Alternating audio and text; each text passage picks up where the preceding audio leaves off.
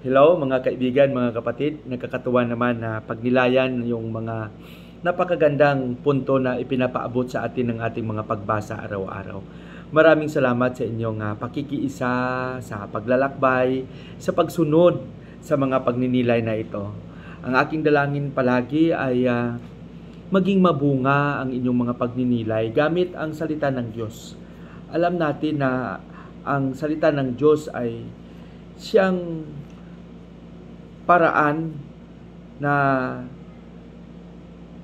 mapagtanto natin sa ating buhay na ang Panginoon ay talagang kumikilos at nakikiusap sa atin sa pamamagitan ng kanyang salita.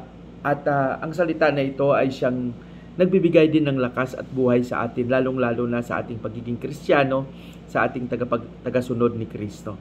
Maraming salamat sa inyong pakikiisa, sa pagbabahagi ng vlog na ito sa inyong mga kaibigan, sa inyong mga kapatid, sa inyong mga kakakilala. Kinikilala ko ng mabuti ang inyong pagsama sa paglalakbay sa mga pagninilay. Maraming salamat. Pagpalain nawa kayo ng Panginoon.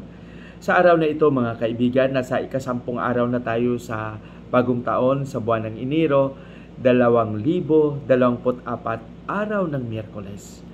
Tuloy-tuloy lang tayo sa ating mga pagninilay. Ang ating pagbasa sa araw na ito ay ibabahagi sa atin ni San Marcos, Kapitulo 1, versikulo 29 hanggang 39. Ano ba ang nilalaman ng ating pagninilay at mga pagbabasa sa araw na ito?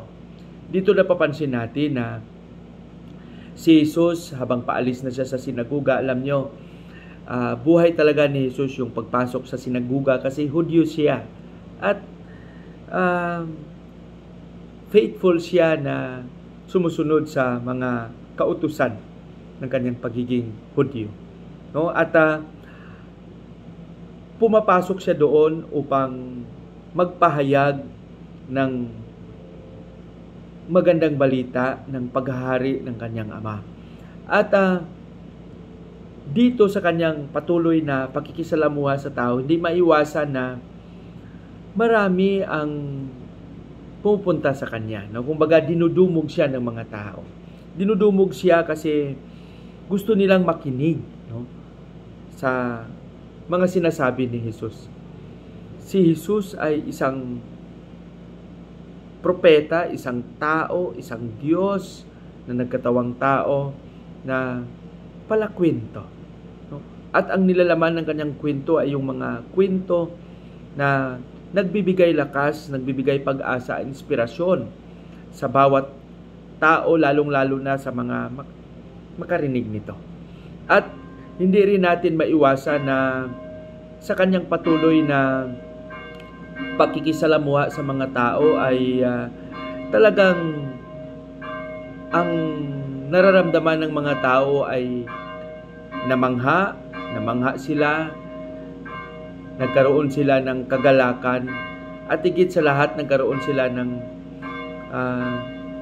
lakas sa kanilang espiritual na pamumuhay.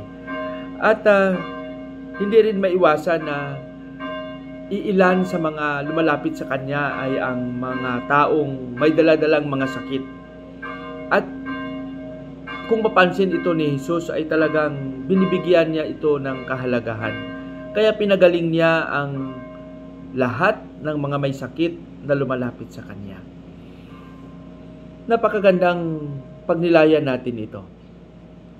Pinagaling ni Jesus ang lahat ng mga may sakit na lumalapit sa kanya. Sa ating buhay, mga kapatid, minsan yung katotohanan ay talagang nakapagsabi sa atin na may ilan sa atin na kung saan makaranas ng mga suliranin sa buhay ay parang lumalayo sila sa Panginoon. Baliktad. No? Sana kung gaano kalakas, katindi ang mga naranasan nating mga pagsubok sa buhay, sana ganun din katindi at lakas yung ating paglapit sa Kanya. Alam nyo, hindi tayo kayang iwanan, pabayaan, at hindi pakinggan ng Panginoon, lalong-lalo na kung tayo ay kusang lumalapit sa Kanya. Huwag sana nating kalimutan na pagtibayan natin ang ating ugnayan sa Panginoon sa pamamagitan ng pag-alay ng panalangin, sa pagsimba at paggawa ng kabutihan. Huwag nating hayaang lumayo sa Panginoon, bagkus magsikap tayo na lumapit sa Kanya araw-araw sa ating buhay. Pagpalain nawa tayo ng Panginoon sa ating panalangin. Panginoong Hesus, maraming salamat sa iyong unawa, maraming salamat sa iyong pagmamahal at pagpapatawad. Turuan mo kaming magsikap lalo upang madama ang iyong buhay na presensya sa araw-araw namin na pakikisalamuha sa buhay. Hinihiling namin ito sa pangalan ni Jesus na aming Panginoon. Amen.